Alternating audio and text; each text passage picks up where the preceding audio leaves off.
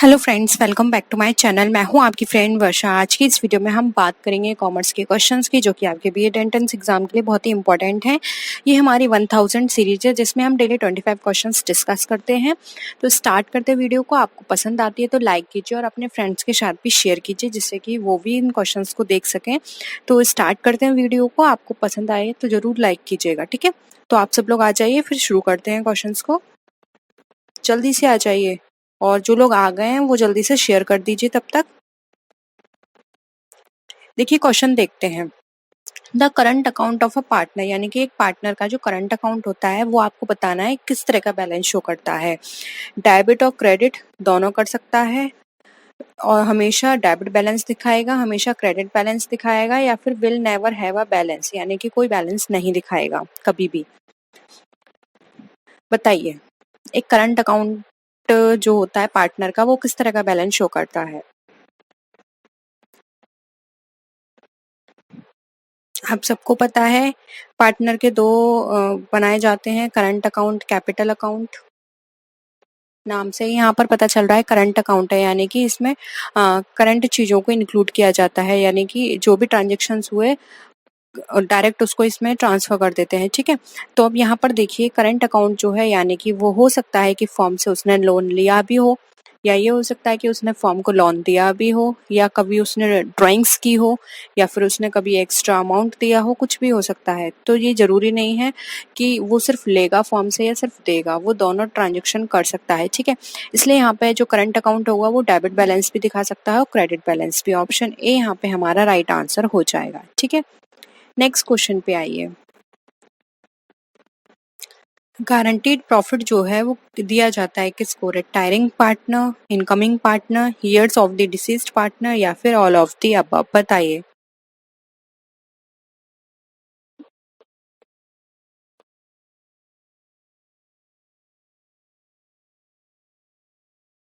Guaranteed profit की बात की जा रही है। गारंटीड प्रॉफिट का मतलब है कि एक गारंटी आपने दे दी कि आपको इतना प्रॉफिट मिलेगा, यानी कि इतने परसेंटेज से। तो आप वो किसको देंगे? वो सिर्फ उसी पर्सन को तो देंगे जो आएगा कंपनी में या पार्टनरशिप के अंदर बीच में। तो वो क्या हो जाएगा? इनकमिंग। आप रिटायरिंग को तो जो आपने पहले मेंशन कर दिया है वही देंगे, तो गारंटी वाला तो कोई सिस्टम यहाँ पे फॉलो नहीं होगा। और ना ही ईयर्स ऑफ डिसीज पार्टनर, जितना उसका बच्चा है पोर्शन उतना देंगे। कोई गारंटी नहीं है कि हम आपको इतना देंगे ही देंगे, ठीक है। तो यहाँ पे ऑप्शन बी हो जाएगा। इनकमिंग पार्टनर जब भी आता है तो उसको एक गारंटी दी जाती है कि तुम अब बिजनेस में आ रहे हो, तो आपको इतना प्रॉफिट, एक गारंटी प्रॉफिट जो है वो आपको इतना पोर्शन दिया जाएगा, जैसे कि 1/3, 1/5, 1/6, जो भी वो लोग मेंशन करें वो गारंटीड वहां पर उसको प्रोवाइड किया जाएगा, ठीक है। तो ऑप्शन बी यहाँ पे राइट आंसर हो जाएगा। नेक्स्ट क्वेश्चन देखिए। In a partnership form, sorry, in a partnership, यहाँ पर हम फिक्स्ड कैपिटल अकाउंट मेथड की बात करें तो यहाँ पर कौन सा ओपन किया जाएगा अकाउंट? पार्टनर का कैपिटल अकाउंट, करंट अकाउंट, दोनों अकाउंट किए जाएंगे, या फिर नन ऑफ दीज?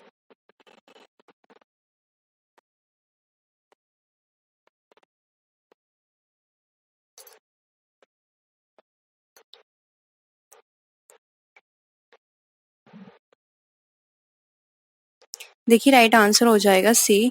एक पार्टनरशिप में पार्टनर्स के दोनों अकाउंट ओपन किए जाते हैं फिक्स कैपिटल के अंदर, क्योंकि यहाँ पर फिक्स कैपिटल, पार्टनर का कैपिटल अकाउंट इसलिए ओपन किया जाता है क्योंकि यहाँ पर फिक्स्ड होता है, उस स्टेबल रहती है उसकी कैपिटल, उसमें कोई भी चेंजेस नहीं होते हैं, ठीक है। और करंट अकाउंट तो उसके सारे जो करंटली ट्रांजेक्शन है वो रिकॉर्ड करने के लिए होता है, इसलिए यहाँ पे दोनों ही अकाउंट ओपन किए जाते हैं। ऑप्शन ए बी दोनों सही है, इसलिए बोथ एंड भी हमारा राइट आंसर हो जाएगा। नेक्स्ट क्वेश्चन देखिए। अब यहाँ पर जो गुडविल का अमाउंट है वो नया पार्टनर लेकर आता है, तो वो ओल्ड पार्टनर को किस रेशो में ट्रांसफर किया जाता है? आपको ये बताना है। ओल्ड रेशो में, न्यू रेशो में, सेक्रीफाइसिंग रेशो में, या फिर गेनिंग रेशो में?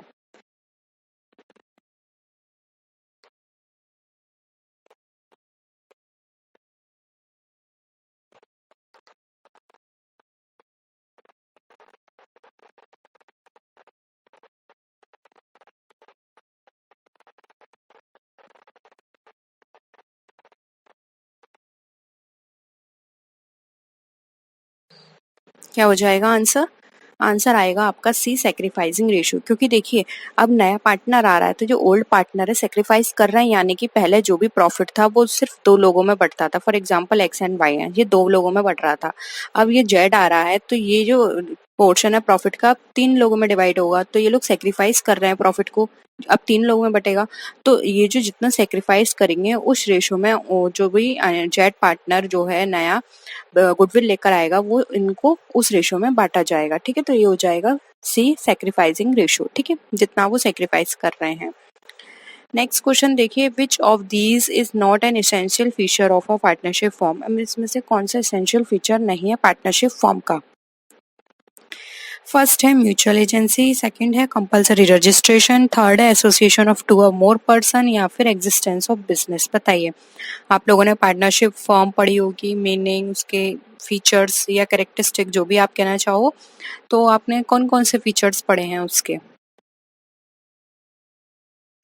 उस हिसाब से फिर आपको ये बताना है कौन सा नहीं है, क्योंकि नॉट पूछा है। हमेशा क्वेश्चन में नॉट याद रखिएगा, कई बार क्वेश्चन सिर्फ इसी वजह से गलत जाते हैं। देखिए यहाँ पे राइट आंसर हो जाएगा बी, क्योंकि पार्टनरशिप फर्म के अंदर जो रजिस्ट्रेशन है वो कंपलसरी नहीं है, म्यूचुअल एजेंसी होनी चाहिए, क्योंकि म्यूचुअल एजेंसी के बेसिस पर ही उन लोगों की पार्टनरशिप स्टैब्लिश होती है। ठीक है, और ये भी आपको पता है कि कम से कम दो लोग तो होने ही चाहिए। ठीक है, एग्जिस्टेंस ऑफ बिजनेस की बात करें तो बिजनेस मतलब जो भी वो पार्टनरशिप कर रहे हैं उसमें बिजनेस तो होना ही चाहिए, क्योंकि ये एक इकोनॉमिक एक्टिविटी है। ठीक है, ऐसा नहीं है कि आप कोई भी काम सोशल पर्पज से कर रहे हैं। ठीक है, तो बिजनेस का होना इंपॉर्टेंट है। तो राइट आंसर क्या हो जाएगा बी, इसमें कंपलसरी रजिस्ट्रेशन नहीं है, वो उनकी डिपेंड करता है उनकी विल पर कि वो करना चाहते हैं तो करवा सकते हैं, नहीं तो कोई प्रॉब्लम नहीं है। ठीक है, क्योंकि यहाँ पर वो बाउंड नहीं है लीगली। ऑप्शन बी यहाँ पे हमारा करेक्ट है। नेक्स्ट क्वेश्चन देखिए, identify which of the following partnerships characteristic is a disadvantage. अब आपको ये बताना है इसमें से कौन सी करेक्टरिस्टिक जो है पार्टनरशिप की वो हमारे लिए डिसएडवांटेज यानी कि लिमिटेशन का काम करती है। Voluntary association, minimal legal restrictions, limited liability, या फिर नन ऑफ दीज।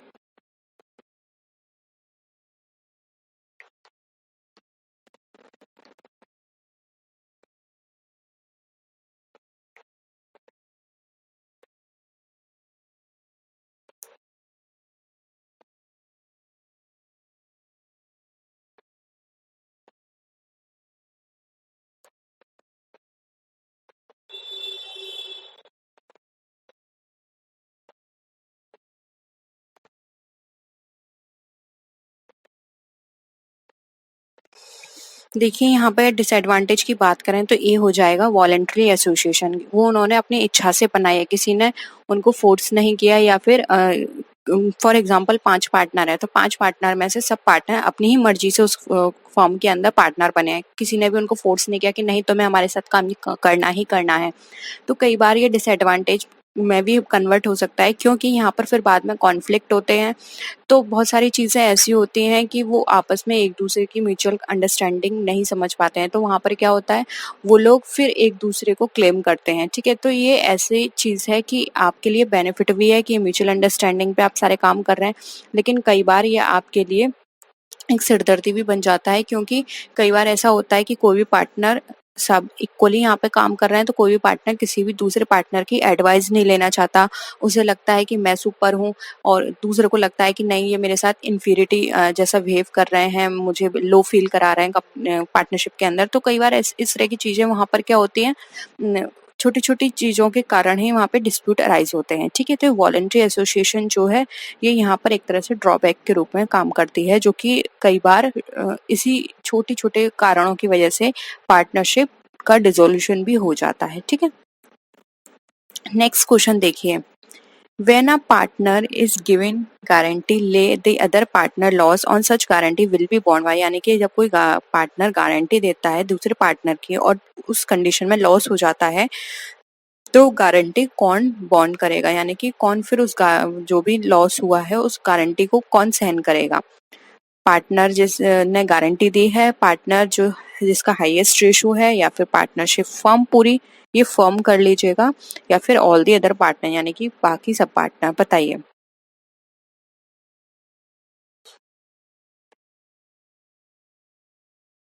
बहुत ही सिंपल है। देखिए यहाँ पर जिसने गारंटी दी है यहाँ पर वही उसको बॉन्ड करेगा, ठीक है। तो ऑप्शन ए हो जाएगा, क्योंकि गारंटी इसने दी है, इसी के बिहाफ पर जो अदर पार्टनर है उसके साथ डील किया गया था, और अगर उसने किसी तरह का लॉस किया है तो यही पार्टनर सारी चीजों को अब यहाँ पर जो भी लॉस हुआ है उसको उसे पे करना होगा, ठीक है। तो ऑप्शन ए यहाँ पे हमारा करेक्ट हो जाएगा।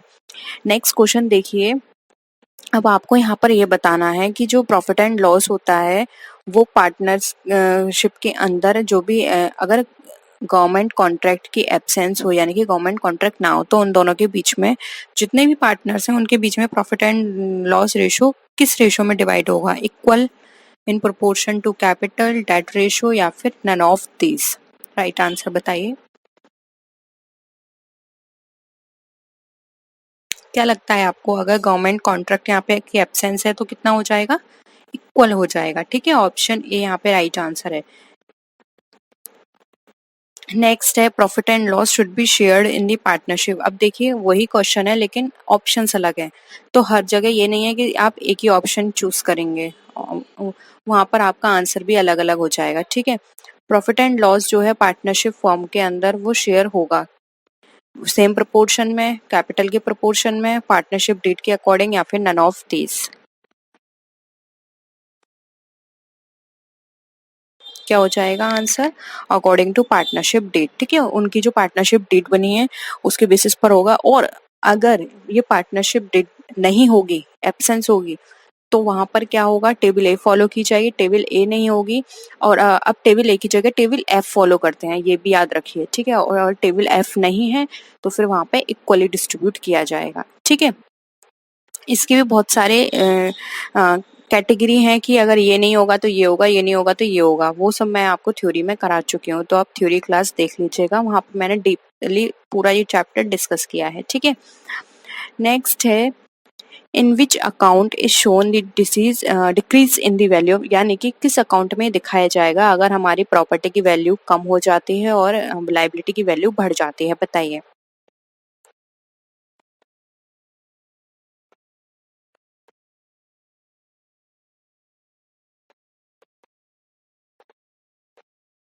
क्या होगा आंसर?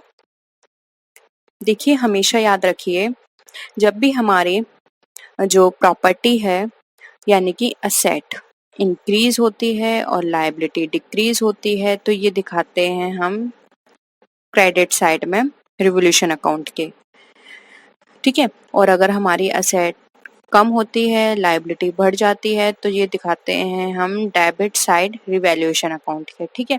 तो यहाँ पर आपको क्या बोला है? असेट कम हो गई है और लायबिलिटी बढ़ गई है, तो कहाँ हो जाएगा? On the debtor side of the revolution account, ठीक है। ऑप्शन बी यहाँ पे हमारा करेक्ट हो जाएगा। याद रखिएगा, ये कॉन्सेप्ट आप अपने नोटबुक में लिख लीजिए। नेक्स्ट है the amount of fame, fame की जगह यहाँ गुडविल कर लीजिए, ठीक है, गुडविल, ठीक है। The amount of goodwill by the new partner is distributed by the old partners on bringing the cash, यानी कि जब जो भी न्यू पार्टनर का जो गुडविल है वो डिस्ट्रीब्यूट किया जाएगा ओल्ड पार्टनर्स को, अगर वो कैश में लेकर आता है, तो किस रेशो में? Sacrificing ratio, old profit and loss ratio, new profit and loss ratio, या फिर प्रॉफिट एंड लॉस रेशो? बताइए।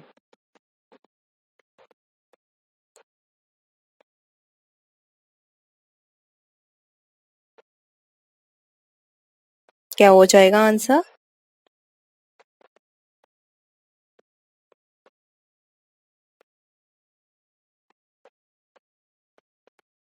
ये हो जाएगा उनके सेक्रीफाइसिंग रेशियो में, ठीक है, ऑप्शन ए। नेक्स्ट है, रिवैल्यूएशन अकाउंट जो है वो आपका किस नेचर का अकाउंट है? पर्सनल अकाउंट है, रियल अकाउंट है, या नॉमिनल अकाउंट है, या फिर इनमें से आपको कोई भी अकाउंट नहीं लगता तो आप नन ऑफ दिस पे टिक कर दीजिए। बताइए, रिवैल्यूएशन अकाउंट किस तरह का अकाउंट है?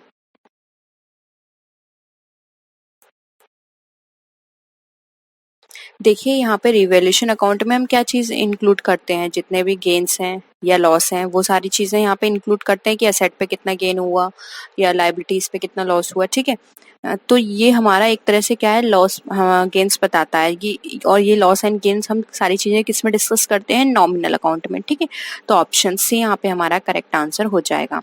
होप यहाँ पर आपको सारे क्वेश्चंस क्लियर हो रहे हैं, कोई भी डाउट है तो प्लीज़ आप मुझे पूछ लीजिएगा, इवनिंग की क्लास में हम सारे डाउट डिस्कस करते हैं, ठीक है। अब आपको ये बताना है the reduction in the value of permanent property. अब परमानेंट प्रॉपर्टी जो है आपकी, परमानेंट प्रॉपर्टी किसे बोलेंगे, यानी कि फिक्स असेट्स। तो फिक्स असेट्स में अगर कोई भी रिडक्शन हो रहा है तो उसको आप क्या बोलेंगे, डेप्रिसिएशन, लॉस, एक्सपेंस या प्रॉफिट।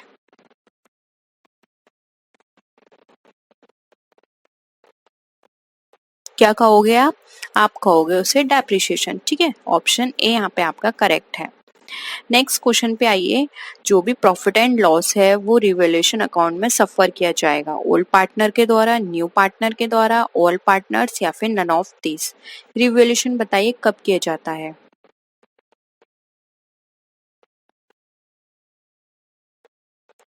जब कोई न्यू पार्टनर आ रहा है तो प्रॉफिट एंड लॉस भी कौन सफर करेगा, जो ओल्ड पार्टनर्स होंगे, ठीक है। तो ऑप्शन क्या हो जाएगा, ओल्ड पार्टनर्स। और अगर इसकी जगह एग्जिस्टिंग आए तो आप वो भी आंसर कर सकते हैं, क्योंकि ओल्ड और एग्जिस्टिंग बोथ आर सेम, ठीक है। नेक्स्ट क्वेश्चन देखिए। अगर लाइबिलिटी में हमारी कमी आती है तो वो क्या है, प्रॉफिट है, लॉस है, एक्सपेंस है या रिसीप्ट है।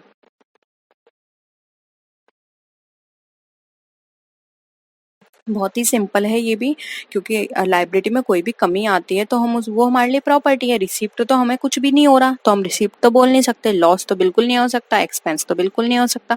तो ये क्या हो जाएगा, प्रॉफिट। ऑप्शन बी यहाँ पे हमारा करेक्ट है, ठीक है। तो यहाँ पर आपको क्या हो जाएगा, बी।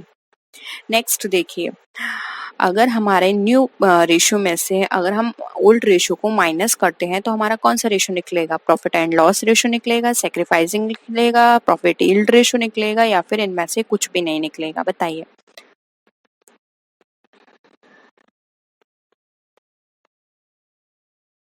देखिए, जब हम न्यू रेशियो में से ओल्ड रेशियो निकालते हैं तो वो हमारा निकलता है सेक्रीफाइसिंग रेशियो, ठीक है। ऑप्शन बी करेक्ट है। नेक्स्ट आइए, what was the name of the third party partner. अब आपको आपने गार्नर वर्सेस मोरे रूल पढ़ा होगा तो उसमें आपको पता होगा कि जो थर्ड पार्टनर था उसका नाम क्या था, वो आपको बताना है। और आपके एग्जाम में इसी तरह के बिल्कुल वही क्वेश्चंस आते हैं। तो प्लीज इन सारी वीडियोस को, जो भी हम 1000 सीरीज कर रहे हैं, एक भी मिस मत करिएगा और एग्जाम टाइम पर रिवीजन करिएगा। मैं कोशिश करूंगी कि ये सारी वीडियोस की जगह अगर आप चाहते हैं, वैसे मुझसे कुछ 2-3 लोगों ने कहा है कि ये जितनी भी क्लासेस मैं करा रही हूँ 1000 सीरीज की, इसकी एक कंबाइंड वीडियो बना दूं। वो लगभग आपकी 8 to 9 आवर की होगी, तो वो मैं पूरी एक कंबाइंड बना दूं जिससे कि उनको रिवीजन करने में आसानी हो, ठीक है। तो देखिए यहाँ पर जो थर्ड पर्सन था वो था विल्किंस, ठीक है। ऑप्शन डी यहाँ पे राइट आंसर हो जाएगा। नेक्स्ट है, in case of winding up of the firm the cash balance is written as. अब वाइंडिंग अप होता है अगर फर्म का तो कैश बैलेंस हमारा लिखा जाता है लेटर में, कैपिटल अकाउंट में। लेटर की जगह यहाँ बैलेंस शीट कर लीजिएगा, बैलेंस शीट, ठीक है। कैपिटल अकाउंट, कैश अकाउंट या फिर रिकवरी अकाउंट। यहाँ पे कैश बैलेंस की बात हो रही है तो याद रखिएगा।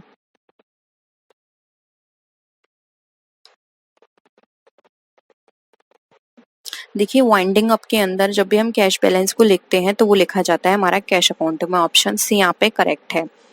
नेक्स्ट है, अगर कोई पार्टनर रिटायर होता है तो उसका जो पेमेंट है फर्म से कैसे मिलेगा, कैश में, इंस्टॉलमेंट में, एज एन एन्युटी या फिर इन ऑल दीज, बताइए।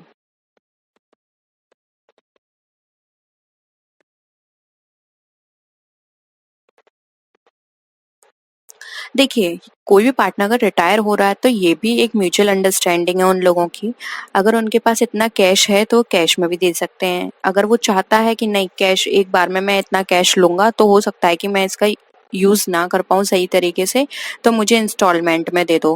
क्योंकि हर पर्सन की अलग अलग थिंकिंग है। वो चाहता है कि नहीं, मेरे पास अगर एकदम आ गया इतना पैसा तो शायद ज्यादा खर्च हो जाए, ठीक है। तो उसने कहा ठीक है, नहीं मुझे इंस्टॉलमेंट में चाहिए, तो इंस्टॉलमेंट में भी ले सकता है। और अगर वो एन्युटी बेसिस पे लेना चाहता है तो एन्युटी पे भी। तो ये उस पर डिपेंड करता है एंड कंपनी पर डिपेंड करता है। कंपनी अगर कैश में नहीं देना चाहती, कंपनी का मतलब यहाँ पे पार्टनरशिप फॉर्म से है, ठीक है। अगर इतना कैश उनके पास नहीं है तो वो उससे कहेगी कि नहीं, हम आपको इंस्टॉलमेंट में देंगे क्योंकि हमारे पास इतना कैश नहीं है, और अगर हमने इतना कैश दे दिया तो हमारी फॉर्म को रन करने के लिए हमारे पास पैसा नहीं बचेगा, ठीक है। एन्युटी पे चाहते हैं तो एन्युटी पे। तो ये सारी चीजें उसके किस पे डिपेंड करेंगे, दोनों की म्यूचुअल अंडरस्टैंडिंग पे। इसलिए इन ऑल दीज हमारा राइट आंसर हो जाएगा।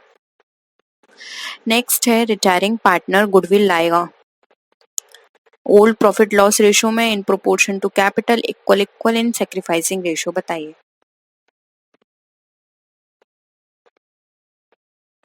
लाएगा नहीं, सॉरी, दी जाएगी। ठीक है, तो ये भी सिंपल है। रिटायरिंग पार्टनर को कैपिटल के प्रोपोर्शन में तो बिल्कुल नहीं दी जाएगी, इक्वल इक्वल भी नहीं दी जाएगी, सेक्रीफाइसिंग रेशियो में भी नहीं, ये दी जाएगी उसके ओल्ड प्रॉफिट शेयरिंग रेशियो में। ठीक है, तो ऑप्शन ए यहाँ पे करेक्ट है।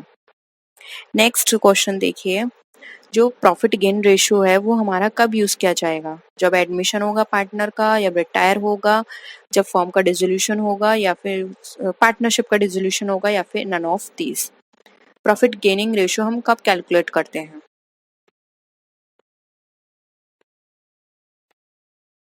देखिए, प्रॉफिट गेनिंग रेशियो की बात करें तो ये कैलकुलेट किया जाता है जब कोई भी पार्टनर हमारा क्या है, रिटायर हो रहा हो। ठीक है, तो ऑप्शन बी यहाँ पे हमारा करेक्ट है। नेक्स्ट है unwritten liability shown separately in the new balance sheet. अब जो अनरिटन लाइबिलिटी होती है वो सेपरेटली दिखाई जाएगी न्यू बैलेंस शीट में। Liability side, asset side, both side, या फिर नन ऑफ दीज।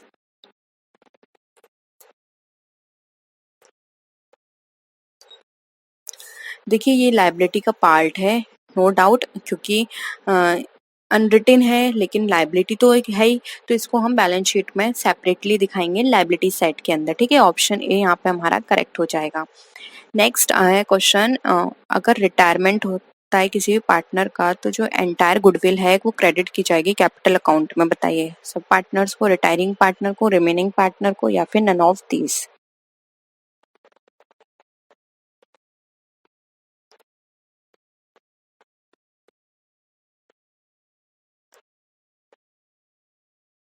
देखिए, जब कोई पार्टनर रिटायर होता है तो सारी चीज़ों का वैल्यूएशन किया जाता है, तो गुडविल डिस्ट्रीब्यूट होती है, तो वो सभी पार्टनर के बीच में डिस्ट्रीब्यूट हो गई। ठीक है, तो ऑल पार्टनर्स यहाँ पे राइट आंसर हो जाएगा।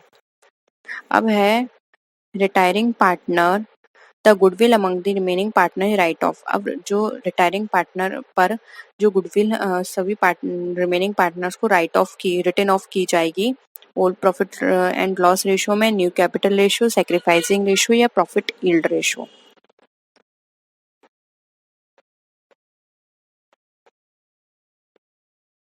देखिए, इन सब रेशो का तो मतलब ही नहीं बनता, ये की जाएगी ओल्ड प्रॉफिट एंड लॉस में। न्यू प्रॉफिट क्यों कैलकुलेट करेंगे, कोई न्यू नहीं आया। सेक्रीफाइसिंग, अगेन न्यू नहीं आया, ऑप्शन ए यहाँ पे करेक्ट होगा। नेक्स्ट है, in case of winding up of the form what essential ends. बताइए, अगर वाइंडिंग अप हो जाती है फॉर्म की तो इसका मतलब क्या है, क्या समाप्त हो गया? कोऑपरेटिव सोसाइटी, पार्टनरशिप, कंपनी, या नन ऑफ दिस। सिंपल है, पार्टनरशिप हो गई, क्योंकि इनसे और इनसे तो कोई मतलब नहीं है, पार्टनरशिप हमारी यहाँ एंड हो गई। ठीक है, तो ये थे आज के क्वेश्चंस, मोस्टली पार्टनरशिप से रिलेटेड थे एंड वेरी वेरी इंपॉर्टेंट थे, तो प्लीज़ इनको मत भूलिएगा, क्योंकि 2020 का पेपर उठा के देख लीजिए, पार्टनरशिप से बहुत क्वेश्चंस आए थे। ठीक है, तो पार्टनरशिप चैप्टर को बहुत अच्छे से कर लीजिए, और हम आने वाली क्लासेस में और भी इम्पोर्टेंट जो हमें टॉपिक लगेंगे, क्वेश्चंस लगेंगे, उनको हम डिस्कस करते रहेंगे। ठीक है, तो कोई भी डाउट हो आज के भी क्वेश्चंस में तो आप पूछ सकते हैं, इवनिंग क्लास में हम आज सारे डाउट्स लेंगे आपके पहले। तो नेक्स्ट वीडियो में मिलते हैं, तब तक के लिए टेक केयर, बाय बाय।